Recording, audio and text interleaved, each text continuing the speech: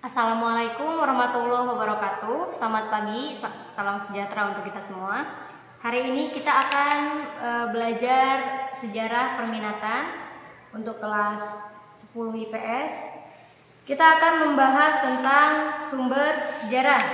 Ya. Di pertemuan selanjutnya kita membahas tentang periodisasi, ya, berpikir sejarah, ada berpikir sejarah tentang kronologi, kemudian periodisasi. Contoh-contohnya juga ada. Hari ini kita akan belajar tentang sumber sejarah. Nah, ini sumber sejarah ya. Yang pertama kita akan bahas yaitu pengertiannya terlebih dahulu. Sumber sejarah menurut para ahli.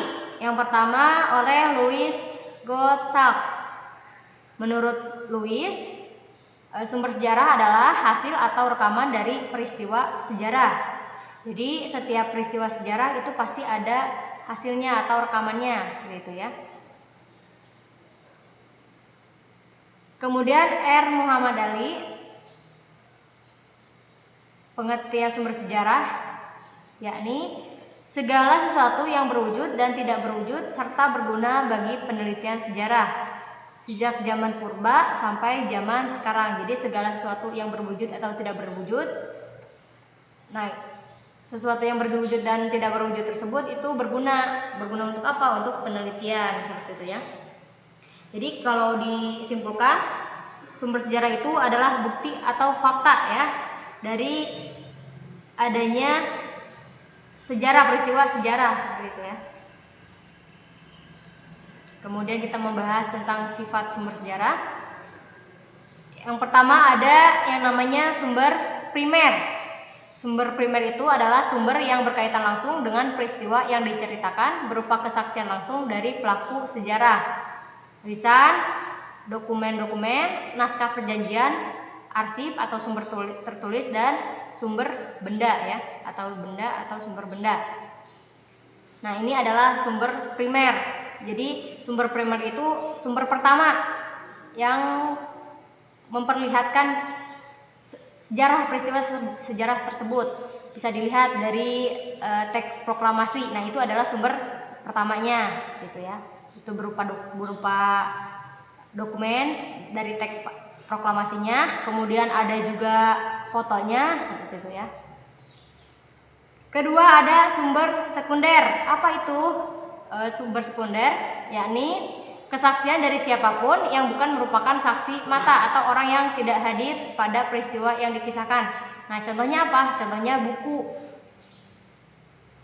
atau buku tangan kedua, gitu ya. Jenis atau bentuk sejarah, ada artefak atau fosil berupa batu, tulang, kayu maupun logam ya, ini artefak. Artefak itu benda-benda kecilnya, fosil itu cara penggaliannya. Fosil itu artinya menggali ya. Dari bahasa Latin fossilis yang artinya barang galian. Kemudian ada sumber tekstual atau tertulis. Contohnya seperti prasasti, dokumen, naskah, piagam, babat, surat kabar dan tambuk. Nah, prasasti ini seperti dokumen, karena zaman dahulu belum ada kertas ya. Ini di batu. Nah, dokumen tersebut dibatukan. Nah, disebut prasasti, seperti itu. Segi bentuknya ada tercetak dan tulisan yang masih ditulis tangan atau manuskrip. Yang ketiga yakni sumber lisan.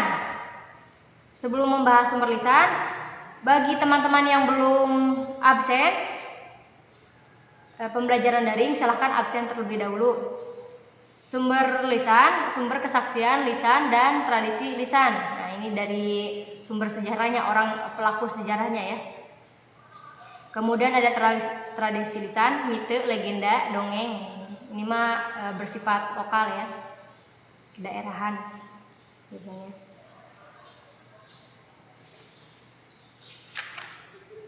Sumber. Kemudian ada yang namanya sumber benda. Sebelum membahas ke sumber benda, Ibu bahas dulu mite. Mite itu dia ada cerita yang mempunyai latar belakang sejarah dan dipercayai oleh masyarakat. Contohnya mitos Dewi Sri dari Jawa dan Manado dari Nias ya. Mitos legenda itu adalah cerita prosa rakyat yang dianggap oleh yang punya cerita sebagai suatu kejadian yang sungguh-sungguh pernah terjadi. Nih contohnya ini ya,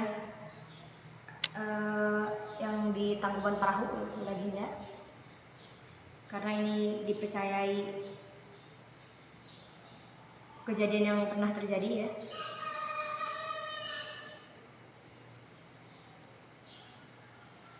Kemudian yang ketiga itu ada dongeng, adalah cerita prosa rakyat yang tidak dianggap benar-benar terjadi. Dongeng ini ya, ini cerita rakyat yang benar-benar tidak terjadi ya.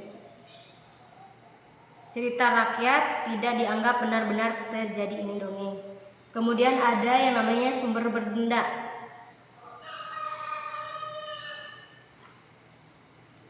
Disebut juga sumber korporal. Kenapa? Ya disebut benda korporal karena peninggalannya itu adalah benda-benda peninggalan masa lampau. Tuh. Contohnya seperti kalau di manusia purba ada kampak kayak gitu ya, dari kampak perimbas, kemudian ada gerabah, kemudian ada perhiasan kayak gitu. Kemudian ada sumber visual dan audio visual. Ini visual itu bisa berupa foto, gambar. Kalau audio visual bisa berupa video.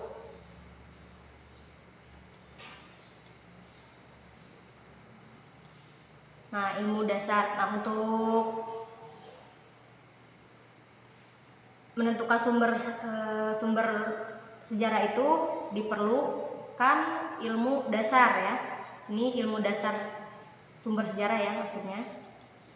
Yang pertama dibutuhkan epigrafi atau ilmu yang mempelajari tulisan kuno atau prasasti. Ini tulisan kuno. Kemudian ikonografi, ilmu yang mempelajari tentang patung. Nah ini patung-patung dipelajari di ilmu ikonografi. Kemudian ada numismatik, ilmu yang mempelajari tentang mata uang. Ada juga ceramologi, ini untuk ilmu tentang keramik ya. Maksudnya ilmu untuk mempelajari keramik.